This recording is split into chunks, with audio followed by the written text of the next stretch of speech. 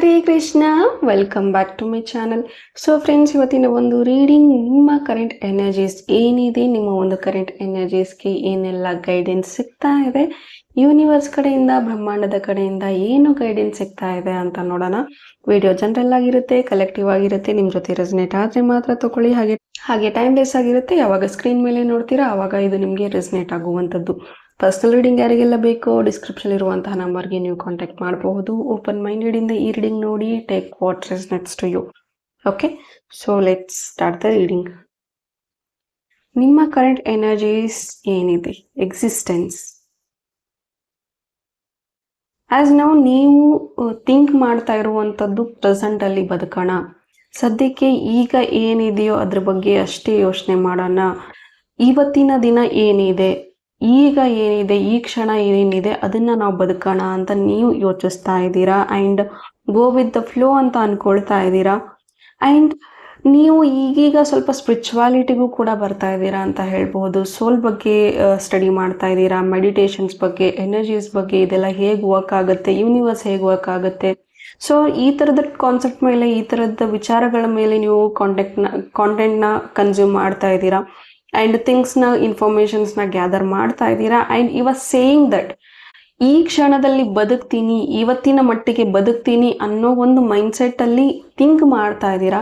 But ಅದನ್ನು ಕಾರ್ಯರೂಪಕ್ಕೆ ತರೋಕೆ ಆಗ್ತಾ ಇಲ್ಲ. ಬಿಕಾಸ್ ವಾಟ್ ಈಸ್ ಬ್ಲಾಕಿಂಗ್ ಅಂತಂದರೆ ದ ಔಟ್ಸೈಡರ್, ನಿಮ್ಮ ಈಗೋ ನಿಮ್ಮನ್ನ ಬ್ಲಾಕ್ ಮಾಡ್ತಾ ಇದೆ ಅಂತ ಹೇಳ್ಬೋದು. There is a so much of ego inside your heart ಅಂತ ಹೇಳ್ಬೋದು. ಈಗೋ ಅನ್ನೋದು ಎಲ್ರಿಗೂ ಇರುತ್ತೆ. ನಾವು ಅದನ್ನು ಯಾವ ರೀತಿ ತೊಗೊಂಡು ಹೋಗ್ತೀವಿ, ಯಾವ ರೀತಿ ತೊಗೊಂಡು ಹೋಗಲ್ಲ ಅನ್ನೋದ್ರ ಮೇಲೆ ಡಿಪೆಂಡ್ ಇರುತ್ತೆ. ಆ್ಯಂಡ್ ಸೊಸೈಟಿ ಏನನ್ನತ್ತೆ ಅನ್ನೋದ್ರ ಬಗ್ಗೆನೂ ತುಂಬ ಯೋಚನೆ ಮಾಡ್ತೀರಾ ಅಂತ ಹೇಳ್ಬಹುದು. ಆ್ಯಂಡ್ ನಿಮ್ಮ ಒಂದು ಕಟ್ಟುಪಾಡುಗಳನ್ನ ನೀವೇ ಹಾಕ್ಕೊಂಡಿದ್ದೀರಾ ಅಂತ ಹೇಳ್ಬಹುದು, ಬೇಲಿನ ನೀವೇ ಹಾಕ್ಕೊಂಡಿದ್ದೀರಾ ಅಂತ ಹೇಳ್ಬಹುದು. ಆ್ಯಂಡ್ ನಿಮಗೆ ದಾರಿಗಳಿದೆ ಮುಂದೆ ಹೋಗೋದಕ್ಕೆ. ಅನ್ಕೊಳ್ತಾ ಇದ್ದೀರಾ ಅಷ್ಟೇ, ಈ ಕ್ಷಣಕ್ಕೆ ಬದುಕೋಣ, ಪಾಸಿಟಿವ್ ಆಗಿರೋಣ, ಪಾಸಿಟಿವ್ ಥಿಂಕ್ ಮಾಡೋಣ ಅಂತ. ಬಟ್ ಸೆಕೆಂಡ್ ಥಾಟ್ ನಿಮಗೆ ಬರ್ತಾ ಇರುವಂಥದ್ದು ಬೇರೆ ಏನಾದರೂ ಅನ್ಕೊಳ್ತಾ ಇದ್ರೆ, ಅಥವಾ ನಾನು ಹೊಸದಾಗಿ ಏನೋ ಟ್ರೈ ಮಾಡಿದ್ರೆ ಬೇರೆದವ್ರು ಏನಾದರೂ ಅನ್ಕೊಂಡ್ಬಿಟ್ರೆ ಅಂತ ಹೇಳ್ಬೋದು. ಆ್ಯಂಡ್ ಕಾನ್ಸ್ಟೆಂಟಾಗಿ ನಿಮ್ಮನ್ನು ನೀವು ಜಡ್ಜ್ ಮಾಡ್ಕೊಳ್ತಾ ಇದ್ದೀರಾ, ನಿಮ್ಮ ಒಂದು ಪವರ್ನ ಜಡ್ಜ್ ಮಾಡ್ಕೊಳ್ತಾ ಇದ್ದೀರಾ, ನಿಮ್ಮ ಲೈಫ್ನ ಜಡ್ಜ್ ಮಾಡ್ಕೊಳ್ತಾ ಇದ್ದೀರಾ, ಬೇರೆದವರ ಒಂದು ಲೈಫ್ನ ನಿಮ್ಮ ಲೈಫ್ಗೆ ಕಂಪೇರ್ ಮಾಡ್ಕೊಳ್ತಾ ಇದ್ದೀರಾ. ಸೊಸೈಟಿ ಏನು ಅನ್ಕೊಂಡ್ಬಿಡುತ್ತೋ, ನನ್ನ ಫ್ರೆಂಡ್ ಸರ್ಕಲ್ ಏನು ಅನ್ಕೊಂಡ್ಬಿಡ್ತಾರೋ. ಆ್ಯಂಡ್ ನಿಮ್ಮನ್ನು ನೀವು ಒಂದು ಲೂಪಲ್ಲಿ ಟ್ರ್ಯಾಪ್ ಮಾಡ್ಕೊಳ್ತಾ ಇದ್ದೀರಾ ಅಂತ ಹೇಳ್ಬಹುದು, ಬೇರೆದವ್ರ ಜೊತೆ ಕಂಪೇರ್ ಮಾಡಿ. ಸಪೋಸ್ ಈಗ ಅಂದ್ಕೊಳ್ಳಿ, ನೀವು ಒಂದು ಕಾಂಟೆಂಟ್ ಕ್ರಿಯೇಟರ್ ಆಗಬೇಕು ಅಂದ್ಕೊಳ್ತಾ ಇದ್ದೀರಾ ಅಂತ ಅಂದ್ಕೊಳ್ಳಿ.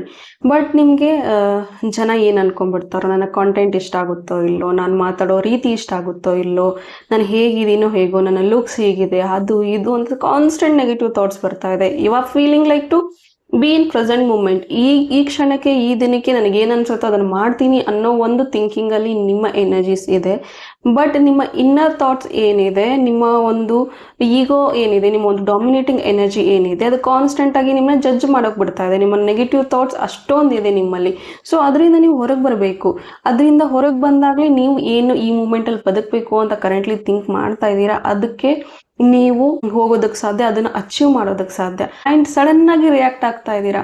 ಆ್ಯಂಡ್ ಸಮ್ಟೈಮ್ಸ್ ನೀವು ಅಂತೀರಾ, ನಾನು ಮೆಡಿಟೇಷನ್ ಮಾಡ್ತೀನಿ, ನೇಚರ್ ವಾಕ್ ಮಾಡ್ತೀನಿ, ಗ್ರ್ಯಾಟಿಟ್ಯೂಡ್ ಮಾಡ್ತೀನಿ, ಗ್ರೌಂಡಿಂಗ್ ಮಾಡ್ತೀನಿ, I do everything, but still ನಾನು ರಿಯಾಕ್ಟ್ ಆಗ್ತೀನಿ, ಬಟ್ ಸ್ಟಿಲ್ ನಂಗೆ ಕೋಪ ಬರುತ್ತೆ ಅಂತಂದರೆ because you are not healing completely.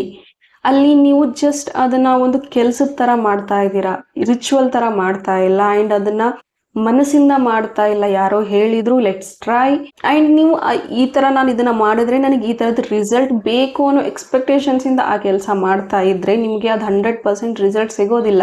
So ಹಾಗೇನೆ ನಮ್ಮ ಒಳಗಿರುವಂಥ ಇನ್ನರ್ ವರ್ಕ್ನ ನಾವು ಮಾಡಬೇಕಾಗತ್ತೆ.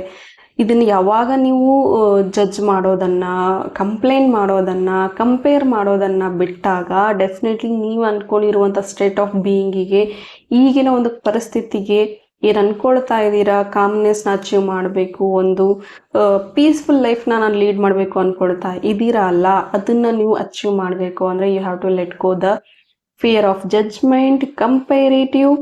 ಆ್ಯಂಡ್ ಲೈಕ್ ಕೆಲವ್ರು ಅನ್ಕೊಳ್ತಾ ಇರ್ತೀರಾ, ನನಗೆ ಏನು ಚೂಸ್ ಮಾಡ್ಕೊಳ್ಳೋದಕ್ಕೆ ಫ್ರೀಡಮ್ ಇಲ್ಲ ಅಂತ. ನಮ್ಮಲ್ಲೇ ಎಲ್ಲ ಇದೆ, ಬಟ್ ನಮ್ಮ ಒಂದು ಥಾಟ್ಸ್ ನಮ್ಮನ್ನ ಅಲೋ ಮಾಡ್ತಾ ಇಲ್ಲ. So work on your thoughts.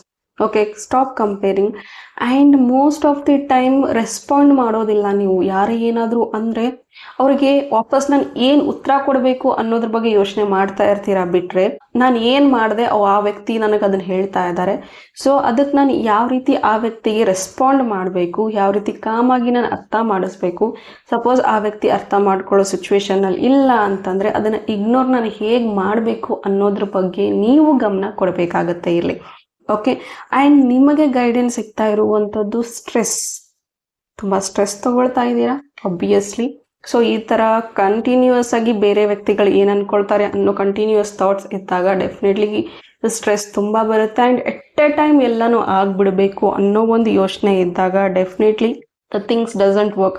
Again stress ಇಲ್ಲಿ ಹೇಳುವಂಥದ್ದು ಪ್ರೆಸೆಂಟ್ ಮೂಮೆಂಟಲ್ಲಿ ಇರಬೇಕು ಅಂತಾನೆ ಹೇಳುತ್ತೆ.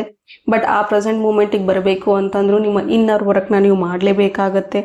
ಆ್ಯಂಡ್ ಇಲ್ಲಿ ಕೆಲವರು ಕಂಟಿನ್ಯೂಯಸ್ ಆಗಿ ರೆಸ್ಟ್ಲೆಸ್ ಆಗಿ ಕೆಲಸ ಮಾಡ್ತಾ ಇದ್ದಾರೆ ಅಂತ ಹೇಳಬಹುದು. ಸಂಡೇ ಅಂತ ನೋಡಿದೆ, ಮಂಡೇ ಅಂತ ನೋಡಿದೆ, ಆಫೀಸ್ ವರ್ಕ್, ಮನೆ ವರ್ಕ್ ಎಲ್ಲವನ್ನು ಕಂಪ್ಲೀಟ್ ಒಂದು ಮಿಕ್ಸಪ್ ಮಾಡ್ಕೊಂಡಿದ್ದೀರಾ. ನಿಮ್ಮ ಮೆಂಟಲಿ, ಫಿಸಿಕಲಿ, ಎಮೋಷ್ನಲಿ ಎಲ್ಲ ಬಸ್ಟೌಟ್ ಆಗ್ತಾ ಇದ್ದೀರಾ. So your body needs rest. Relax your body guys, relax your body. Your body needs rest. ಸ್ವಲ್ಪ ಮಟ್ಟಿಗೆ ನಿಮ್ಮ ಬಾಡಿಗೆ, ನಿಮ್ಮ ದೇಹಕ್ಕೆ ಸ್ವಲ್ಪ ವ್ಯಾಯಾಮ ಅನ್ನೋದನ್ನು ಕೊಡಿ, ಒಂದು ಒಳ್ಳೆ ಮಸಾಜ್ ಅನ್ನೋದನ್ನು ಕೊಡಿ, ಒಂದು ಒಳ್ಳೆ ನಿಮಗೆ ಏನು ಅನಿಸುತ್ತೆ ಅದನ್ನು ಮಾಡೋದು ಕಲೀರಿ. ಆ್ಯಂಡ್ ದಿನದ 24 ಗಂಟೆನೂ ನೀವು ನಾನು ನಮ್ಮ ಅಮ್ಮನಿಗೋಸ್ಕರ ಹೀಗಿರಬೇಕು, ನಮ್ಮ ಅಪ್ಪ ಹೇಳಿದ್ರು ಅಂತ ಹೀಗಿರಬೇಕು, ನನ್ನ ಪಾರ್ಟ್ನರ್ಗೋಸ್ಕರ ಹೀಗಿರಬೇಕು, ನನ್ನ ಮಕ್ಕಳಿಗೋಸ್ಕರ ಅದನ್ನು ಮಾಡಬೇಕು, ಅವ್ರು ಹೇಳಿದರು, ಇವ್ರು ಹೇಳಿದರು, ಎಲ್ಲರ ಇಷ್ಟದ ಪ್ರಕಾರನೇ ನೀವು ಬದುಕ್ತಾ ಹೋದರೆ ನಿಮ್ಮ ಇಷ್ಟದ ಪ್ರಕಾರ ಅಟ್ಲೀಸ್ಟ್ ದಿನದಲ್ಲಿ 1 ಗಂಟೆ ಆದರೂ ನಿಮ್ಮ ಇಷ್ಟದ ಪ್ರಕಾರ ನೀವು ಬದುಕೋದನ್ನು ಕಲೀರಿ. ಅಂದಾಗ ಆ ಸ್ಟ್ರೆಸ್ ಕಮ್ಮಿ ಆಗುತ್ತೆ. ಓಕೆ, ಜಾಸ್ತಿ ಚೇಸಿಂಗ್ ಎನರ್ಜಿ ಬೇಡ. ಎಲ್ಲೂ ಏನೂ ಆಗೋಲ್ಲ. 10 ನಿಮಿಷ ನಿಮಗೋಸ್ಕರ ನೀವು ಟೈಮ್ ತೊಗೊಂಡ್ರೆ ಯಾವ ಭೂಮಿ ಕುಸಿತ ಆಗೋದಿಲ್ಲ, ಇಲ್ಲಿ ಯಾವ ಪ್ರಳಯನೂ ಬರೋದಿಲ್ಲ. ನಿಮ್ಮನ್ನು ನೀವು ಗ್ರ್ಯಾಂಟೆಡಾಗಿ ತೊಗೊಳೋದಕ್ಕೆ ಹೋಗಬೇಡಿ. ಬೇರೆದವ್ರಿಗೆಲ್ಲರಿಗೂ ಕೇರ್ ಮಾಡೋ ನೀವು ಸ್ವಯಂ ನಿಮ್ಮ ಒಂದು ಬದುಕು ಅಂತ ಬಂದಾಗ, ನಿಮ್ಮ ಒಂದು ಸೆಲ್ಫ್ ಡಿಸಿಷನ್ಸ್ ಅಂತ ಬಂದಾಗ ಯಾಕ್ರಿ ಕಾಂಪ್ರಮೈಸ್ ಆಗ್ತೀರಾ, ಯಾಕ್ರಿ ಸ್ಟ್ರೆಸ್ ತೊಗೊಳ್ತೀರಾ? Don't do that. ಸೊ ನೀವು ಪ್ರೆಸೆಂಟಲ್ಲಿ ಬದುಕಬೇಕು, ನಾನು ಚೆನ್ನಾಗಿರಬೇಕು ಅಂತಂದರೆ ಸ್ವಲ್ಪ ದೇಹಕ್ಕೆ, ಮನಸ್ಸಿಗೆ ಎಲ್ಲದಕ್ಕೂ ರಿಲ್ಯಾಕ್ಸೇಷನ್ ಅನ್ನೋದನ್ನು ಕೊಡಿ. ಆ್ಯಂಡ್ ಕೆಲವ್ರಿಗೆ ನೆಕ್ ಪೇನ್ ತುಂಬ ಬರ್ತಾ ಇದೆ ಲೆಫ್ಟ್ ಬಾಡಿ ಪಾರ್ಟಲ್ಲಿ ಅಂತಂದರೆ ಸ್ವಲ್ಪ ನೀವು ರೇಖಿ ಕಡೆನೂ ಹೋಗಿ ಅಂತ ಹೇಳಬಹುದು. ಹೆಲ್ದಿ ಡಯೆಟ್ನ ಫಾಲೋ ಮಾಡಿ ಚೆನ್ನಾಗಿರುವಂತಹ ಒಂದು ಒಳ್ಳೆ ಮಸಾಜ್ ಅನ್ನೋದನ್ನು ತಗೊಳ್ಳಿ. ಅಥವಾ ತುಂಬ ಎನರ್ಜಿ ಡ್ರೈನ್ ಆಗ್ತಾ ಇದೆ ಅಂತಂದರೆ ಸಾಲ್ಟ್ ವಾಟರ್ ಬಾತ್, ನಾನು ಯೂಶಲಿ ಇದನ್ನು ತುಂಬ ರೆಕಮೆಂಡ್ ಮಾಡ್ತೀನಿ. ಆ್ಯಂಡ್ ನನಗೆ ಇದು ತುಂಬ ಎನರ್ಜಿ ಹೀಲಿಂಗಲ್ಲಿ ತುಂಬ ಕೆಲಸ ಮಾಡುತ್ತೆ. ಬ್ಲಾಕೇಜಸ್ ರಿಮೂವ್ ಮಾಡೋದ್ರಲ್ಲಿ ತುಂಬ ವರ್ಕ್ ಮಾಡುತ್ತೆ. ಸೊ ನಿಮ್ಮ ಔರಾನ ಕ್ಲೆನ್ಸ್ ಮಾಡುತ್ತೆ ಇದು. ಸೊ ಅದನ್ನು ಮಾಡಿ. ಆ್ಯಂಡ್ ಮೆಡಿಟೇಷನ್ಸ್ ಮಾಡಿ. ಕಷ್ಟ ಆಗುತ್ತೆ, ಬಟ್ ಸ್ಟಿಲ್ ಕೂತ್ಕೊಳ್ಳಿ. ಆ್ಯಂಡ್ ಮೆಡಿಟೇಷನ್ ಮಾಡೋ ಟೈಮಲ್ಲಿ ನಿಮ್ಮ ಥಾಟ್ಸ್ನ ಸ್ಟಾಪ್ ಮಾಡೋದಕ್ಕೆ ಹೋಗಬೇಡಿ, ಸಪ್ರೆಸ್ ಮಾಡೋದಕ್ಕೆ ಹೋಗಬೇಡಿ. Just let go. What all thoughts ಬರ್ತಾ ಇದೆ ಅದೆಲ್ಲ ಬರಲಿ, ಅದೆಲ್ಲ ಹೋಗಲಿ, ಎಕ್ಸೆಪ್ಟ್ ಮಾಡಿ ಆ್ಯಂಡ್ ರಿಲ್ಯಾಕ್ಸ್ ಆಗಿ. ಆ್ಯಂಡ್ ಈ ಸ್ಟ್ರೆಸ್, ಆಂಗ್ಸೈಟಿ ಏನಿದೆ ಇದನ್ನೆಲ್ಲ ಹ್ಯಾಂಡಲ್ ಮಾಡೋದು ಕಲೀರಿ. ನಿಮ್ಮನ್ನೇ ನೀವು ಬೇರೆದವ್ರು ಏನು ಅನ್ಕೊಳ್ತಾರೆ ಅನ್ನೋದಕ್ಕಿಂತ ಮುಂಚೆ ನಿಮ್ಮನ್ನೇ ನೀವು ಥಿಂಗ್ಸ್ನ ನೀವೇ ಬ್ಲಾಕ್ ಮಾಡ್ತೀರಾ. ಓಕೆ, ಅವ್ರಿಗೆ ಇಷ್ಟ ಇಲ್ಲ, ನಾನು ಇದನ್ನು ಮಾಡೋದು ಬೇಡ, ಅವ್ರಿಗೆ ಅದು ಇಷ್ಟ ಇಲ್ಲ, ನನಗೆ ಇದು ಮಾಡೋದು ಬೇಡ. ನಿಮಗೋಸ್ಕರ ಏನು ಇಷ್ಟ ಇದೆ, ಏನು ಇಷ್ಟ ಇಲ್ಲ ಅನ್ನೋದ್ರ ಬಗ್ಗೆ ಸೆಲ್ಫ್ ಅವೇರ್ನೆಸ್ನ ಬೆಳೆಸ್ಕೊಳ್ಳಿ. ನಿಮ್ಮ ಸೆಲ್ಫ್ ಬಗ್ಗೆ ನೀವು ಅರ್ಥ ಮಾಡ್ಕೊಳ್ಳೋದನ್ನು ಕಲೀರಿ. ಓಕೆ, ಆ್ಯಂಡ್ ನೆಕ್ಸ್ಟ್ ಆ್ಯಕ್ಷನ್ಸ್ ಏನು ತಗೋಬೇಕು ಅಂತಂದರೆ ಪ್ರೊಜೆಕ್ಷನ್ಸ್. ಓಕೆ, ಆ್ಯಂಡ್ ಇಲ್ಲಿ ನೀವು ಏನಿದ್ದೀರಾ ಅದೇ ರೀತಿ ನಿಮ್ಮ ಸುತ್ತಮುತ್ತಲಿನ ಜನಗಳು ರಿಫ್ಲೆಕ್ಟ್ ಆಗ್ತಾರೆ ಅಂತ ಹೇಳಬಹುದು. ನೀವು ಓವರ್ ಆಲ್ ಎನ್ವಿರಾನ್ಮೆಂಟ್ನ ಗಮನಿಸಬಹುದು. ಅಲ್ಲಿ ನಿಮ್ಗೆ ಎಷ್ಟೊಂದು ಜನ ಸ್ಟ್ರೆಸ್ಸಲ್ಲಿ ಇರೋರೇ ಸಿಗ್ತಾರೆ, ಎಷ್ಟೊಂದು ಜನ ನಿಮಗೆ ಜಡ್ಜ್ ಮಾಡೋರೇ ಸಿಗ್ತಾರೆ. ಬಿಕಾಸ್ ನಿಮ್ಮನ್ನೇ ನೀವು ಜಡ್ಜ್ ಮಾಡ್ತಾ ಇದ್ದೀರಾ ಅಂತಂದರೆ ಹೊರಗಡೆಯವರು ಅಬ್ವಿಯಸ್ಲಿ ಜಡ್ಜ್ ಮಾಡ್ತಾರೆ. ಖುದ್ದು ನಿಮ್ಮ ಪಾರ್ಟ್ನರೇ ನಿಮ್ಮನ್ನು ಜಡ್ಜ್ ಮಾಡ್ತಾ ಇರುವಂಥದ್ದು ಇರಬಹುದು, ಅವ್ರು ಅರ್ಥ ಮಾಡ್ಕೊಳ್ದೇ ಇರುವಂಥದ್ದು ಇರಬಹುದು.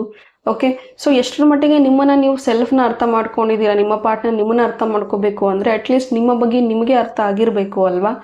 ಅಗೇನ್ ನೀವು ನಿಮ್ಮ ಪಾರ್ಟ್ನರ್ನ ಅರ್ಥ ಮಾಡ್ಕೋಬೇಕು ಅಂದರೆ ನಿಮ್ಮ ಪಾರ್ಟ್ನರ್ಗೆ ಅವರ ಬಗ್ಗೆ ಅವರಿಗೆ ಅರ್ಥ ಆಗಿರಬೇಕು. ಓಕೆ, ಸೆಲ್ಫ್ ಬಗ್ಗೆನೇ, ಸೆಲ್ಫ್ ರಿಯಲೈಸೇಷನ್ಸ್ ಬಗ್ಗೆನೇ ಗೊತ್ತಿಲ್ಲದೆ ಇರೋ ನಾವು ಬೇರೆದವ್ರು ನಮ್ಮನ್ನ ಅರ್ಥ ಮಾಡ್ಕೊಳ್ಳಿ ಅಂತ ಅಂದರೆ ಹೇಗೆ? ನಮ್ಮ ನೀಡ್ಸ್ ಫುಲ್ಫಿಲ್ಮೆಂಟ್ ನಾವೇ ಮಾಡ್ಕೊಳ್ತಾ ಇಲ್ಲ. ಆ್ಯಂಡ್ ಆ ವ್ಯಕ್ತಿ ಇದ್ದರೆ ನನ್ನ ಲೈಫಲ್ಲಿ ಇದ್ದರೆ ಖುಷಿ ಪಡ್ತೀನಿ, ಅಂತಂದರೆ ಇನ್ನು ಯಾವ ವ್ಯಕ್ತಿ ಯಾರನ್ನೂ ಕಂಪ್ಲೀಟ್ ಮಾಡೋದಿಲ್ಲ. ಇಲ್ಲಿ ಜಸ್ಟ್ ರಿಫ್ಲೆಕ್ಷನ್ಸ್ ಅಷ್ಟೇ. ನಾವು ಅವ್ರವ್ರ ಲೈಫಿಗೆ ಒಂದು ರಿಫ್ಲೆಕ್ಷನ್ ಆಗಿರ್ತೀವಿ. We are just a mirroring our thoughts, our energies. ನಾವು ಹೇಗೆ ರಿಯಾಕ್ಟ್ ಮಾಡ್ತೀವಿ ಹಾಗೆ ಅವ್ರು ರೆಸ್ಪಾಂಡ್ ಮಾಡ್ತಾರೆ. ನಾವು ಏನು ಆ್ಯಕ್ಷನ್ಸ್ ತೊಗೊಳ್ತೀವಿ ಅದರ ರಿಯಾಕ್ಷನ್ಸ್ ನಮಗೆ ಬರ್ತಾ ಇರುತ್ತೆ. ನೀನೊಬ್ಬರಿಗೆ ಜಡ್ಜ್ ಮಾಡ್ತಾ ಇದೀಯಾ ಅಂದರೆ ಆಬ್ವಿಯಸ್ಲಿ ಅವ್ರು ನಿನಗೆ ಜಡ್ಜ್ ಮಾಡೇ ಮಾಡ್ತಾರೆ. ನೀನು ಸೆಲ್ಫ್ಗೆ ಜಡ್ಜ್ ಮಾಡ್ತಾ ಇದೀಯಾ, ಸೆಲ್ಫ್ಗೆ ಕಂಪೇರ್ ಮಾಡ್ಕೊಳ್ತಾ ಇದೀಯಾ ಅಂದರೆ ಡೆಫಿನೆಟ್ಲಿ ಬೇರೆದವರು ನಿನ್ನ ಸೆಲ್ಫ್ಗೆ ಬಂದು ಕಂಪೇರ್ ಮಾಡೇ ಮಾಡ್ತಾರೆ. ನೀನು ನಿನ್ನ ಒಂದು ಸೆಲ್ಫ್ಗೆ ಏನು ಕೊಡ್ತಾ ಇದೆಯಾ ಅದೇ ಬೇರೆದವರು ನಿನ್ನ ಸೆಲ್ಫ್ಗೆ ಕೊಡ್ತಾರೆ. ನೀನು ಯಾವಾಗ ನಿನ್ನ ಲೈಫಲ್ಲಿ ನಿನಗೆ ನೀನು ರೆಸ್ಪೆಕ್ಟ್ ಕೊಡೋದು ಕಲಿತೀಯೋ, ಮರ್ಯಾದೆ ಗೌರವ ಎಲ್ಲವನ್ನು ಕೊಡೋದು ಕಲಿತೀಯೋ, ಆವಾಗ ಬೇರೆದವರು ನಿನಗೆ ಬಂದು ಕೊಡ್ತಾರೆ ಮರ್ಯಾದೆ ಗೌರವ ಎಲ್ಲವನ್ನು. ಓಕೆ, ಸೊ ನಿನಗೇನು ಬೇಕೋ ಅದನ್ನು ನೀನು ಪಡ್ಕೋಬೇಕಾಗತ್ತೆ. ಅಂದಾಗಲೇ ಬೇರೆದವರು ನಿಮಗೆ ಸರಿಯಾದ ರೀತಿಯಲ್ಲಿ ನಡ್ಕೊಳ್ತಾರೆ ಅಂತ ಹೇಳ್ಬಹುದು. ದ ಓವರಾಲ್ ರೀಡಿಂಗ್ ಹೇಳೋದು ಇಷ್ಟೇ. ಅನ್ಕೊಳ್ಳೋದು ಸಹಜ, ನಾನು ಅದನ್ನು ಮಾಡ್ತೀನಿ ಇದನ್ನು ಮಾಡ್ತೀನಿ ಅನ್ಕೊಳ್ಳೋದು ಸಹಜ.